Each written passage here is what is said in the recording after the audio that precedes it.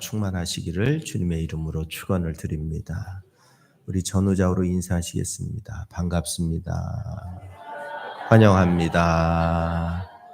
감사합니다. 한 주간도 건강하셨죠? 제가 건강치 못하다 보니까 건강한 게 그렇게 반가울 수가 없더라고요. 건강하게 사시기 바랍니다. 육신의 질병이 찾아오면 모든 게 괴롭고 귀찮더라고요. 그래서 건강한 한 주간을 보내시고 또 다가오는 한 주간도 건강하시기를 주님의 이름으로 축원을 드립니다. 가정의 달 마지막 주를 맞이합니다. 벌써 5월 달에 마지막 주를 맞이하게 되어졌습니다. 그래서 오늘은 건강한 그리스도의 가정은 이라고 하는 제목으로 말씀을 전하려고 합니다. 어떤 화가가 가장 아름다운 것을 그리기 위해 순례길을 떠났답니다. 먼저 예배당의 종탑을 바라보며 그 화가가 교회를 찾아가서 목사님을 만나서 물어봤답니다. 이 세상에서 아름다운 게 뭡니까? 그랬더니 목사 입에서 나오는 말은 항상 동일해요. 믿음입니다. 그렇게 말씀하시더래요. 그리고 또 길을 떠났습니다. 지나가다 보니까 그 행군하는 병사들을 만나게 됐습니다. 그래서 병사 하나를 붙잡고 물어봤대요. 이 세상에서 가장 아름다운 게 뭡니까? 그랬더니 평화입니다. 라고 말하더랍니다. 그리고 또 길을 가다 봤더니 아름다운 사랑에 빠진 연인을 만났답니다. 그 연인에게 물어봤대요. 이 세상에서 가장 아름다운 건 뭡니까? 콩깍지 낀 연인이 대답할 건 딱 하나밖에 없죠. 사랑입니다. 항상 여러분 우리는 우리의 입장에서 생각하고 우리의 입장에서 이야기를 하죠. 그런데 입장이 다 달라요. 심지어 가정에서도 마찬가지입니다. 남편의 입장, 아내의 입장, 자녀의 입장, 부모의 입장이 다 다르죠. 똑같을 수는 없습니다. 우리가 같이 살아가고 피를 나눈 가족임에도 불구하고 다 다르죠. 그래서 부모는 사춘기 맞이한 자녀를 대할 때마다 분이, 화가, 혈압이 하늘 끝까지 오르고 사춘기를 맞이한 자녀는 어머니, 아버지의 목소리만 들어도 그러고 문을 꽝 닫고 들어가야 되는 전혀 소통이 이루어지지 않는 그런데 가만히 보면 소통이 이루어지지 않는 게 아니라 내가 마음을 닫고 있었다는 사실을 우리는 잘 이해하지 못합니다.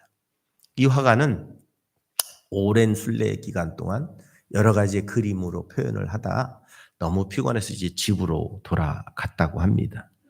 문을 열고 딱 들어가는 순간 딸이 아빠 하고 달려오는 거예요. 그 순간에 피로가 싹 녹아요. 그 뒤에서 자신을 미소 지으며 바라보는 아내가 굳건히 고생하셨어요. 먼 길을 잘 건강하게 다녀오셨네요. 하고 맞이해 주는데 그때 자신이 항상 앉아있던 소파가 보여서 몸을 팍 누이면서 소파에 딱 등을 기대고 있었더니 이런 편안함과 평안함이 없는 거예요. 그 순간에 이 화가는 깨달았습니다.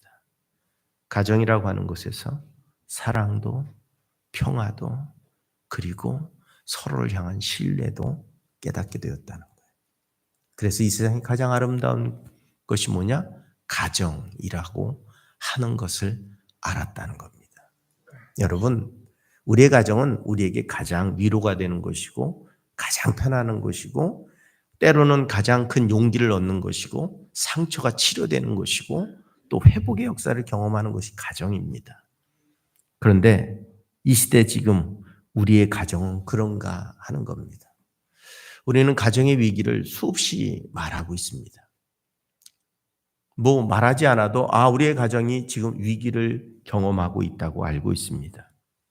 이 사회를 지탱하고 있는 기초는 뭡니까? 경제도 아닙니다. 여러분, 우리 경제가 중요한 건 맞습니다. 그런데 경제가 우리의 사회를 지탱하는 건 아닙니다. 정치가 우리의 사회를 지탱하지 않습니다. 이 사회를 지탱하고 있는 건 가정입니다. 가정으로부터 이 사회가 튼튼해지면 여러분, 이 사회는 정치적이든 경제적이든 사회적이든 문화적이든 무엇이든 튼튼해질 수 있습니다. 그런데 가정이 무너지면 어떠냐? 사회 기초가 무너지는 겁니다. 그러므로 인해서 사회에 여러 가지 혼란들이 일어납니다. 여러분, 부모와 자녀 간의 효가 이어지면 노후를 생각하는 것이 훨씬 줄어들죠. 그리고 우리가 가정에서 경제적으로 서로 돕고 살아가면 경제적인 문제들도 많이 해소가 됩니다. 우리가 살아가면서 우리가 든든하게 기댈 수 있는 가정이 있다는 건 우리가 어떤 고난과 시련이 와도 극복할 수 있는 능력이 있다는 걸 의미합니다. 그런데 그 가정이 무너지고 있습니다. 이혼율이 증가하고 있고 고용과 소득 불안정으로 해서 경제적인 문제로 가정이 해체돼 가고 있고 양육 부담으로 또 젊은이들이 자유함을 위해서 또 경제적인 부담감 때문에 결혼을 피하다 보니 여러분 만혼 또는 요즘은 여러분 출산을 해도 40대가 출산하는 게 이상한 게 아닌 게 되어졌고 이제는 50대 초반까지도 출산을 하는 일들이 벌어집니다. 결혼을 늦게 했는데 자녀를 갖고 싶은 거예요. 그럼 진작에 자녀를 가졌으면 그때 되면 벌써 아이들이 성장해서 또 다른 가정을 준비할 수 있는 시간인데 이 사이클이 늦어져 버리니까 어떻게 해요? 사회도 자꾸 처져 버리는 거예요. 오늘 우리는 그걸 누구의 탓이라고 말할 수는 없죠. 이 사회가, 사회 구조가 그렇게 우리를 지금 이끌어가고 있고 만들어가고 있다고 생각하지만 그 사회를 바꿔갈 수 있는 건 누구냐? 우리 스스로의 결단과 우리 스스로의 노력입니다. 정부는 그 가정을 지키고 또 결혼 생활과 그 모든 것들을 유지하기에 어마어마한 물질을 투자하고 보존하려고 하지만 우리의 마음이 바뀌지 않는 한 결단코 그 일들은 이루어질 수 없다고 하는 사실입니다. 전통사회는 연속성을 가진 연결 구조를 가지고 있는 연결사회였다면 현대사회는 독립세대들, 단절사회를 우리가 지내고 있고 이제는 독립가구들이 많아지죠. 그래서 이제 홀로 사는 그러한 자녀들을 우리는 많이 알고 있습니다. 거의 그리고 그 자녀들이 과거에는 20대 중반, 20대 후반이면 결혼을 해서 또 다른 가정을 만들고 자녀가 태어났는데 지금은 어떻게 해요? 20대, 30대, 40대, 50대, 60대 저희 집사람 선배는 60이 넘었는데 집사님인데 결혼 안 하고 그냥 혼자 살아요. 혼자의 라이프, 혼자의 삶을 즐기며 살고 있어요. 60이 넘었는데. 그러니까 이제는 굳이 어떤 부담감, 책임감, 의무감에 사로잡혀 사는 것. 그 책임감, 의무감, 부담감이 우리를 때로는 버텨주는 버팀목이고 우리를 행복하게 하는 행복의 조건이고 우리로 살아가야 될 이유가 되기도 한다는 사실을 잘 이해를 못하는 거예요. 자녀 때문에 많은 사람들이 가정을 지키기 위해 참 힘들어도 자존심 상해도 어려워도 버티고 견디고 인내하고 살아간다고 말합니다. 그 자녀들의 웃는 얼굴을 위해서 희생하고 나누며 살아간다고 말합니다. 어쩌면 이 사회가 유지되고 버텨가는 원동력이 그 가정이라고 하는 것으로부터 이루어질 수 있음에도 불구하고 우리는 그 가정의 가치를 너무 가볍게 여기고 살아가고 있는 게 아닐까. 이 시대는 이 무너져가는 가정이 회복되면 이 사회가 회복될 줄로 믿습니다. 가정의 행복이 다시 회복되면 이 세상은 더 아름다워질 수 있을 줄로 믿습니다. 아무도 아멘을 안 하는 이유는 뭘까요? 가정이 행복한 게 싫어요? 가정이 이렇게 화목한 게 싫어요? 아니 도대체가 뭔 얘기를 뭐 돌부처들만 돌들만 앉아 있는 거예요? 응? 뭔 얘기를 해도 반응이 없어.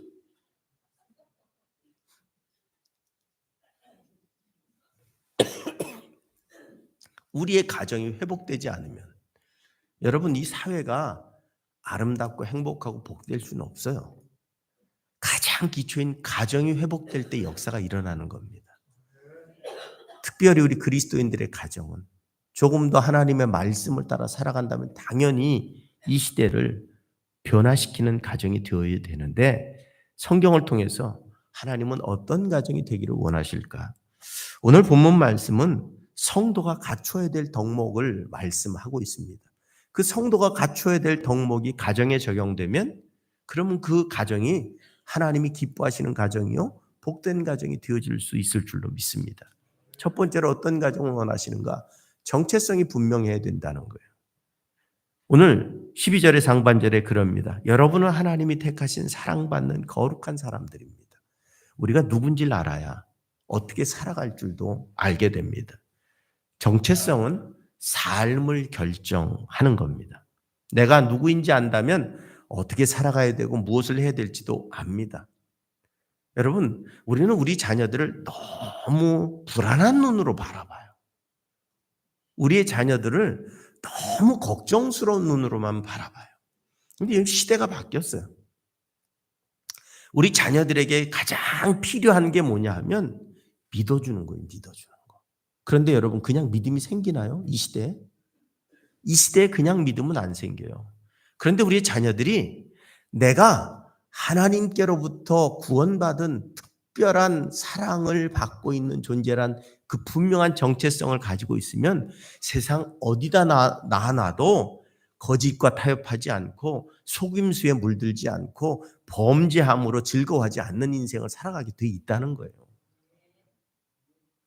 그 아이들이 내가 누구인지를 알면 결단코 세상 가운데 우리가 걱정할 일을 하는 인생이 아니라 자신의 땀과 수고와 눈물을 흘리며 어려움 겪을 때도 있죠. 갈등을 겪을 때도 있고 문제를 만날 때도 있을 겁니다. 하지만 우리가 걱정하는 인생을 살아가지는 않을 줄로 믿습니다. 문제는 정체성이 흔들리는 거예요. 그래서 돈이 갑자기 가장 소중한 존재가 되고 그러면 돈을 위해서는 사람을 죽여도 상관이 없어지는 거예요. 명예가 가장 소중한 사람이 되면 그 명예를 위해서 거짓과 속임수를 해도 아무 상관이 없는 존재가 되는 거예요. 그러기에 우리의 자녀들에게 너는 이 땅을 창조하신 하나님, 오늘도 너를 지켜보고 계시고 어디서도 너를 지켜보고 계신 그 하나님이 널 자녀 삼으셨다는 사실이 분명하다면 그 자녀는 어디 가서도 하나님을 속이는 일을 할 수 없는 인생이 되어질 수 있다는 겁니다. 오늘 우리는 우리의 정체성을 분명히 알고 있는가 하는 겁니다. 온전한 나로 살기 위한 정체성의 심리학이라고 하는 책이 있습니다. 박선웅이라고 하는 분이 지은 책인데 그 속에 정체성이 잘 형성된 사람들이 가지는 세 가지 특징이 있대요. 그게 뭐냐면 첫째는 이들에게는 영혼의 엑스레이 사진을 가지고 있답니다. 자신이 무엇이 정말 자신에게 중요한지, 자신이 행복한 순간은 언제인지, 자신의 삶의 가치와 의미를 부여하는 것은 뭔지 다 알고 있다는 거예요. 정체성이 뚜렷한 사람은. 두 번째로 자신의 목적지가 찍힌 내비게이션을 가지고 있답니다. 어떻게 살아야 되는지를 어디로 가야 되는지를 안다는 거예요. 가다 보면 여러분 길을 잘못 들 때도 있죠. 그런데 그 내비게이션이 분명히 켜 있으면 어떻게 해요? 자꾸 길을 안내해 주죠. 어디로 가야 되는지를 알려주잖아요. 정체성이 분명한 사람은 길을 가다가 잘못 빠질 때도 있어요. 잘못된 길을 갈 때도 있습니다. 우리가 정체성이 분명하다고 맨날 똑바른 길만 가는 건 아니에요. 그런데 내가 누구인지 분명히 아는 사람은 내가 길을 잘못 들었네? 라고 돌이킬 줄 알 수 있는 내비게이션을 갖고 있는 인생이라는 거예요. 세 번째로는 삶에 대한 지침, 가치 판단의 기준을 가지고 있다는 겁니다. 내가 누구인지 아는 사람은 어떻게 살아야 되는지도 알고 무엇이 옳은 것인지도 알기 때문에 그들은 자신들이 살아가야 되는 그 길 범위 바깥으로 나가는 걸 결코 당연하게 여기지 않는다는 거예요. 곧 내가 그리스도인으로서의 정체성을 가진 사람은 그리스도인으로서 살아가야 되는 그 삶 바깥의 것들을 결코 바라보지 않는다는 겁니다. 그러기에 정체성이 분명한 사람들은 이미 그들 머릿속에 영혼의 엑스레이도 내비게이션도 삶의 지침과 판단 기준도 가지고 있기에 우리가 걱정하고 근심할 이유가 없다는 겁니다. 오늘 우리의 삶은 뭐냐? 성경이 말씀하고 있는 것처럼 너희는 하나님이 택하신 거룩한 사람이라는 거예요. 내가 예수를 믿고 사는 것, 우리 자녀들에게 분명히 심어줘야 될 것, 그 아이들이 교회를 나오든 안 나오든 나로 인해서 너는 하나님의 사랑받는 자녀이고 하나님은 너를 항상 지켜보고 계시다는 사실을 내가 잊지 않고 산다면 그들은 내 어머니의 기도를 기억합니다. 그들이 세상의 유혹 속에 살아갈 때 때로는 잘못된 판단을 할 수도 있겠지만 돌아오는 회복력이 엄청 빠르다는 거예요. 그 길에서 돌아올 수 있는 능력이 훨씬 다른 사람보다 탁월해진다는 거예요. 그런데 그 정체성을 잃어버린 삶을 산다면 그들은 세상과 함께 살아간다는 겁니다. 그리스도인으로 우리의 정체성이 뭔가? 세 가지입니다. 나는 하나님께 속한 사람이라는 거예요. 소속감이 분명해야 돼요. 사람은 어디에 속해 있느냐에 따라 그에 맞게 삽니다. 군인은 군인에 맞게. 말투도 평상시의 말투도 군인답게. 경찰은 경찰답게. 그래서 참 바라보며 사건 현장에 대한 뭔가 지나가면 뭔가 의심스러운 것을 그냥 지나치지 않는 거예요. 교사는 교사에 맞게. 자신들의 정체성을 가지고 있기 때문에 그 소속감에 맞춰 살아가는 거예요. 두 번째로 나는 가치 있는 존재라는 사실입니다. 가치감이에요. 나는 십자가의 피를 흘리신 하나님께서 십자가의 피를 흘리실 만큼 사랑하는 존재. 내가 얼마나 가치 있는 자냐? 이 땅을 창조하신 하나님이 나를 위해 죽으실 만큼 내가 가치 있고 소중하다고 말씀하시는 존재. 세상 사람들이 직업 갖고 판단합니다. 돈 갖고 판단합니다. 명예 갖고 판단합니다. 하지만 그리스도인들은 믿음으로 판단합니다. 너희들이 나를 어떻게 보든 상관없는 거예요. 돈 많은 사람이 날 무시해도 상관없는 거예요. 명예 가진 사람이 권력 가진 사람이 날 어떻게 해도 상관없는 거예요. 난 그리스도인으로 이 땅을 창조하신 분이 나를 사랑하셔서 나를 위해 죽으시기까지 하셨다는 분명한 자존감. 그게 어떤 상황에서도 내가 지치거나 뒤로 물러서거나 정의감에서 떨어져 나가지 않고 바른 길을 걷게 하는 거예요. 도둑질하지 않고 빼앗지 않고 힘을 가지고 그 힘을 내 마음대로 쓰지 않고 하나님을 두려워하는 마음으로 세상에 아무리 큰 걸 가진 자들이 내게 도전해도 내가 그것에 짓눌리지 않고 당당하게 살아갈 수 있는 것, 그게 바로 내가 가치 있는 존재라는 가치감을 가지고 살아가는 겁니다. 그리고 세 번째로 나는 하나님의 뜻을 이루는 자라는 거예요. 사명감을 가지고 사는 겁니다. 내가 이 땅에 존재하는 이유, 그것은 하나님이 내게 주신 사명을 감당하는 자로 살기 위해 내가 이 땅에 존재한다는 사실입니다. 그때 우리는 하나님께서 기뻐하시는 거룩한 삶으로 나아갈 수 있다는 거예요. 오늘 여러분은 하나님이 사랑하셔서 자신의 독생자를 십자가에 못 박아서 내 죄를 속죄해 주시고 내가 영원히 살 수 있는 구원받은 백성 될 수 있도록 스스로 고난과 죽음과 부활의 역사를 이루신 그 대상이라는 사실을 기억하시기 바랍니다. 나를 사랑하시는 그분은 나를 위해 언제든지 그 의로운 손을 내미실 수 있는 분이시라는 사실을 믿으시기 바랍니다. 우리가 세상을 살아가며 곤고할 때도 있고 낙심할 때도 있고 실패할 때도 있고 좌절할 때도 있겠지만 내가 그런 존재라는 사실을 기억하면 우린 다시 일어서게 될 줄로 믿습니다. 그리고 그 자존감을, 그 정체성을 가진 내가, 우리 가정이 이 땅 가운데 하나님과 함께하는 가정이라는 사실을 잊지 마시기 바랍니다. 그리고 두 번째로 오늘 성경은 주님의 성품을 드러내는 가정이 되어야 된다고 말씀하고 있습니다. 오늘 어떤 성품인가? 첫째로는 평강의 가정을 만들라는 겁니다. 그리스도의 평강이 너희 마음을 주장하게 하라. 너희는 평강을 위하여 한 몸으로 부르심을 받았나니 너희는 또한 감사하는 자가 되라. 평강을 위해 감사가 항상 동반되는 삶을 살아가시기 바랍니다. 여러분의 가정이 평강하기를 하나님은 기대하십니다. 그런데 그 평강은 어디서부터 올까요, 여러분? 그냥 아무 일 없고 내가 원하는 대로 되면 평강하다고 생각하지 아닙니다. 여러분의 입술에 감사가 넘쳐나면 평강할 줄로 믿습니다. 여러분 자녀에게 감사하십시오. 여러분 부모님께 감사하십시오. 여러분 형제에게 감사하십시오. 그럼 평안해질 겁니다. 감사를 잃어버리니까 어떻게 해요? 분노가 시작되고 분열이 시작되고 다툼이 시작되는 거예요. 조금 부족할 수 있죠. 내 남편이 조금 부족할 수 있어요. 내 아내가 조금 부족할 수 있어요. 내 자녀들이 조금 부족할 수 있어요. 제가 어느 날 이렇게 보니까 저희 동기 자녀들이 다 미국에 가서 줄리어드 음대 대학원을 졸업하고 또 음악 쪽으로 두 번째 딸은 또 미국에서 박사학위를 받고 막 그러면서 글을 올렸더라고요. 엄청 부럽더라고요. 근데 속으로 우리 집 새끼들은 뭐 하는 거야 지금? 아우. 근데 여러분, 그 아이들은 그 아이들의 인생이 있고 저희 자녀들은 저희 자녀들의 인생이 있어요. 그냥 이 속으로 생각하는 게 그래, 니들이 행복한 인생을 살면 되지. 니들이. 근데 여러분, 이 사회가 우리의 자녀들을 행복하게 내버려 둡니까? 아니요. 우리 큰애도 맨날 아프대. 맨날 사람들의 치이는 것 때문에 사람들의 치이는 일을 하다 보니까 사람들한테 치이는 것 때문에 너무 상처를 많이 받아요. 특별히 환자들이 와서 말들을 막 하니까 그냥 그러니까 그것 때문에 너무 힘들어요. 사람을 대하는 걸 힘들어요.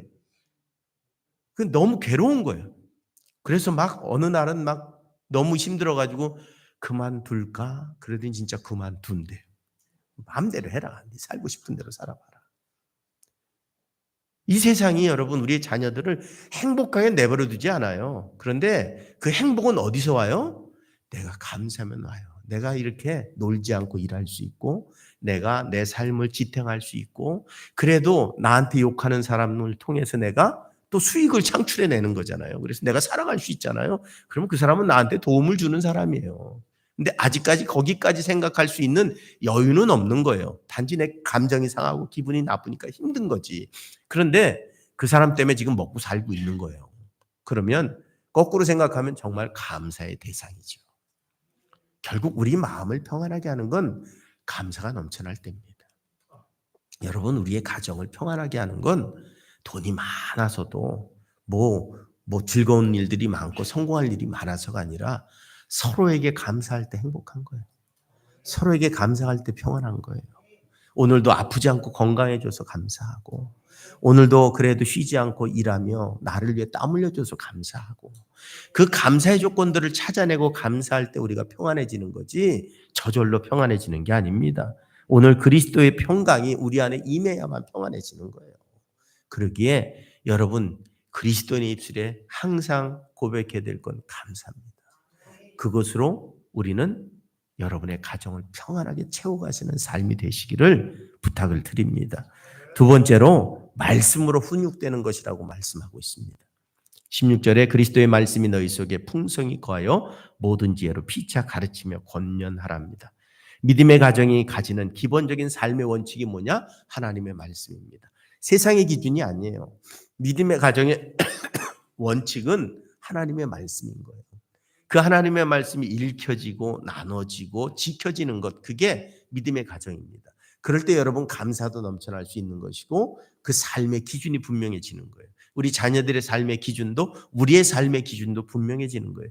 그래야 그 가정이 정의롭고 공의로우며 화평하고 기쁨이 있는 가정이 될 수 있다는 겁니다. 세상의 기준을 가지고 우리 가정에 적용하면 여러분 불행한 인생이 될 수밖에 없어요. 우리의 삶에 하나님의 말씀이 기준이 되도록 우리 가정을 이끌어가도록 만드는 것, 그게 믿음의 사람들이 해야 될 역할이고 그 역할을 통해서 우리는 우리 가정을 복된 가정으로 만들 수 있습니다. 세 번째로는 하나님을 찬양하는 가정입니다.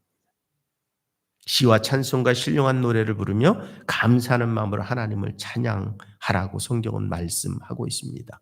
왜? 그분이 나를 구원하셨기 때문입니다.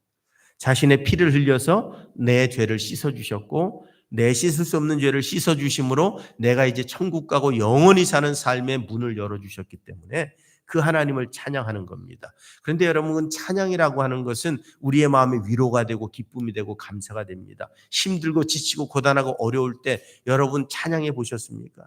그 찬양이 때로는 내게 용기가 되고 위로가 되고 기쁨이 되고 능력이 됩니다. 우리는 자꾸 찬양을 잊어버리고 살아가요. 하나님을 찬양하는 것이기 때문에 하나님만 받으신다고 생각해요. 그런데 그 찬양 속에 내가 위로받습니다. 그 찬양 속에 내가 새로운 소망을 갖습니다. 그 찬양 속에 내가 기뻐집니다. 찬양 부르다 울어보신 적 있으십니까? 찬양 부르다가 내가 기뻐하신 적 있으십니까? 찬양은 우리에게 그 능력이 되고 힘이 됩니다. 그런데 우리 집에서 우리 가정에서 그 찬양이 사라져 버렸어요. 그러니 메말라 버릴 수밖에 없죠.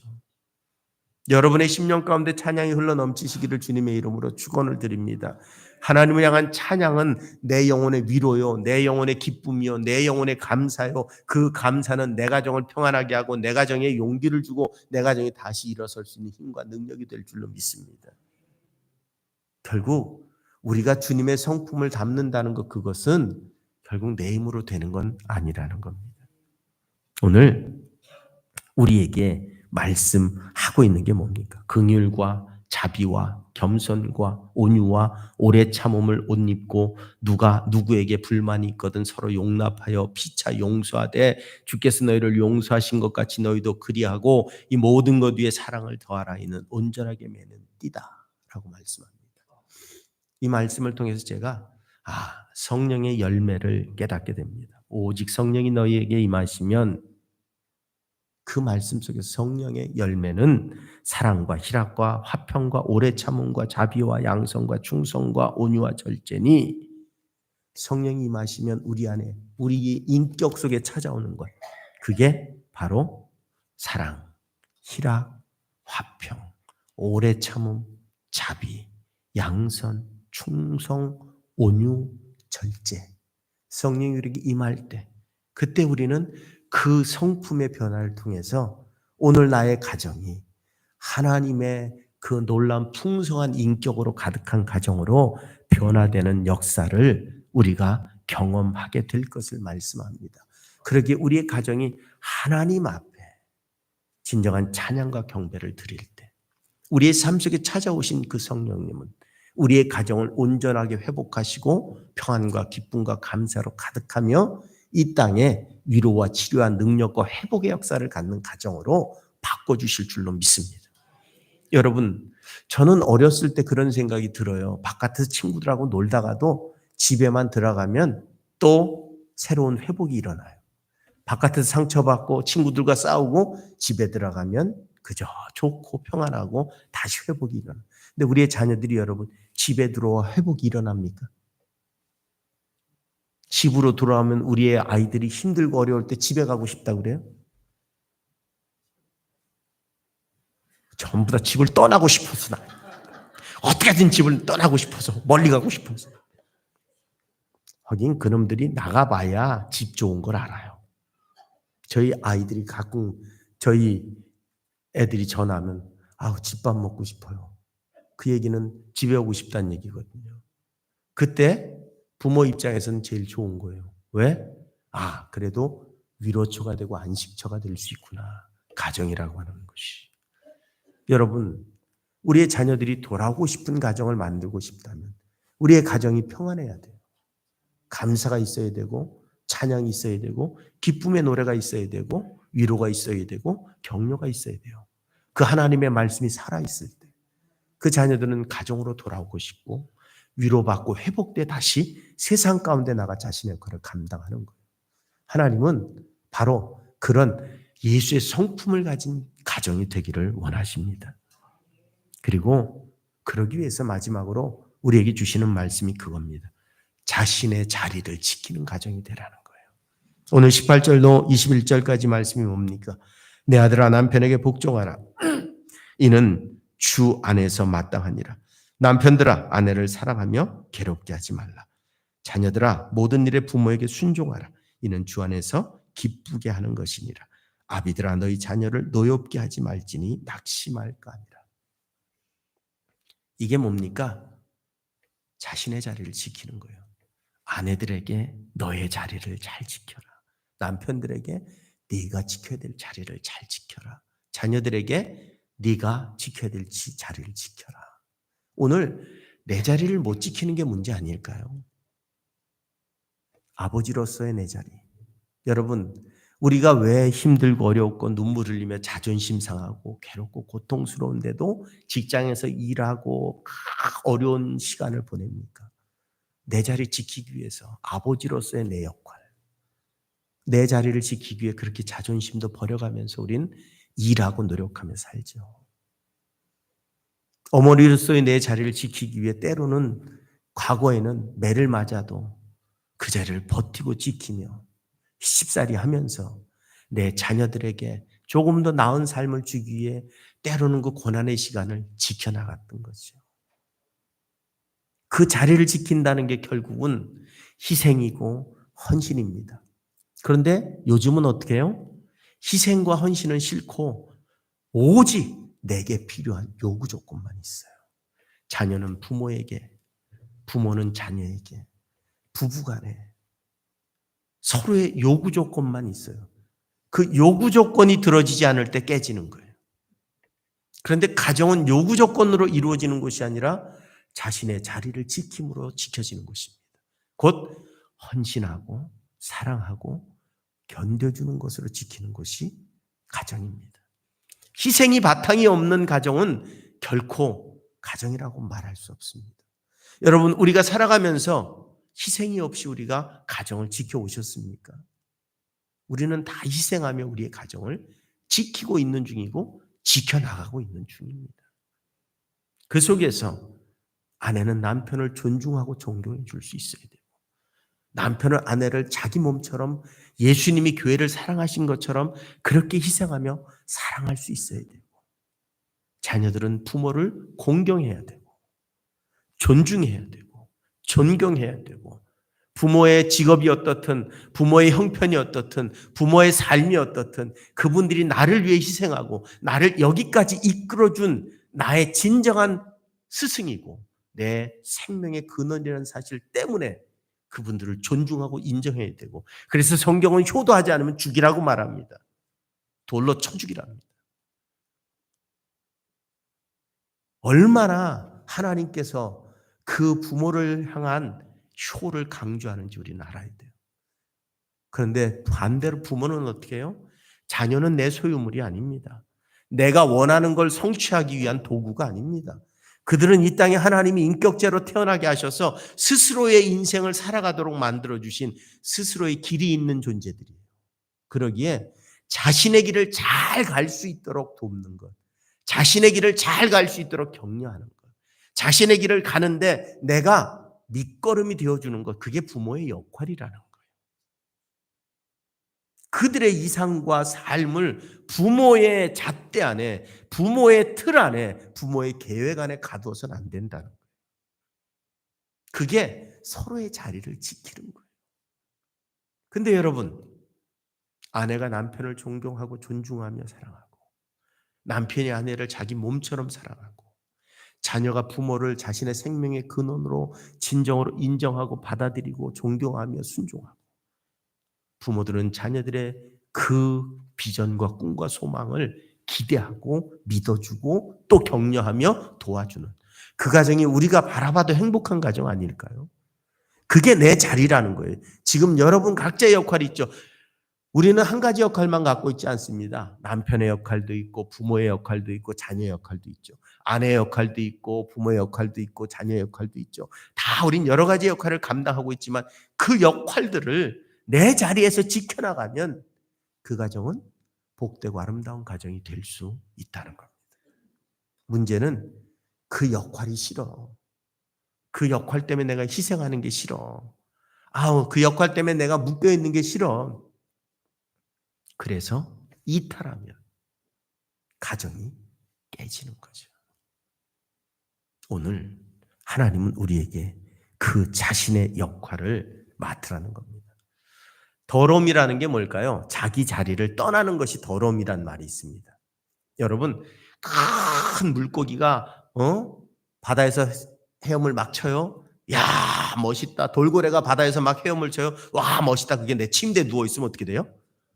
깜짝 놀라는 거예요. 이게 왜 여기 와 있나? 예? 자신의 자리를 이탈하는 순간부터 더러움이 돼버리는 거예요. 여러분, 흙은 논이나 밭이나 흙이 얼마나 필요해요. 흙이 있어야 뭘 심죠. 근데 그게 방바닥에 있어요? 다 쓸어내죠. 청소기로 닦고. 왜? 더러우니까. 흙이 있어야 될 자리가 있어요. 오늘 우리가 있어야 될 자리가 있어요. 그런데 그 자리를 내가 지키는 게 쉬운 게 아니에요. 희생이 필요하고 노력이 필요하고 때로는 눈물까지도 필요해요.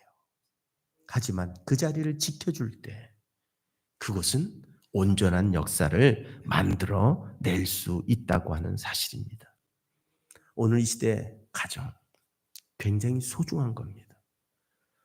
우리가 물질을 소중히 여기는 것만큼 가정을 소중히 여겼다면 이 사회는 훨씬 더 아름다워졌을 거예요. 이 세상에 우리가 추구하는 목적, 그 목적을 이루기 전에 내 가정이 가장 소중하다는 사실을 깨닫는 그 깨달음이 있었다면 우리는 훨씬 더 아름다운 세상을 만들어갈 수 있었을지 모릅니다. 여러분, 우리 자녀들에게 부끄러운 모습을 만들어주고 싶으십니까? 여러분, 우리의 가정을 보존하고 우리의 자녀들을 보존하기 위해서 세상 가운데 살아가면서 거짓과 속임수와 갈등과 분열을 만들어내고 싶으십니까? 그렇지 않을 거죠. 그 가정을 지키기 위한 우리의 그 노력과 수고가 세상 가운데 확장될 때 이 세상은 아름다워질 겁니다. 우리 자녀들이 화평한 세상에, 기쁨의 세상에, 복된 세상에, 평안한 세상에, 평등한 세상에 살기를 원하지 않는 부모가 있습니까? 그렇다면 그런 세상을 만들어내야죠. 그게 우리의 역할인 거예요. 그런데 우리가 그 가정의 가치를 잃어버리면 어떻습니까? 나만 남습니다. 그때부터 내가 편한 거, 내가 좋은 거, 내가 높아지는 거, 내가 쉬운 것. 가정이라고 하는 단어에는 딱 한 단어가 같이 포함되어 있어요. 사랑. 그 사랑이란 단어 안에 가장 크게 내포되어 있는 게 뭔 줄 아세요? 희생입니다. 그런데 이 사회는 희생을 싫어해요. 그러니 행복할 수 없는 거죠. 오늘 우리의 가정을 위해 여러분 조금 더 희생하시기 바랍니다. 하나님의 사랑으로 희생하면 우리의 가정은 더 행복해질 것이고 그 행복은 세상을 바꿔가는 출발점이 될 줄로 믿습니다. 오늘 우리 그리스도인들이 먼저 우리의 가정을 소중히 여기고 그 가정이 가정되게 만드는 복된 사명을 감당하는 귀한 사명자들이 되시기를 주님의 이름으로 부탁을 드립니다. 기도하겠습니다.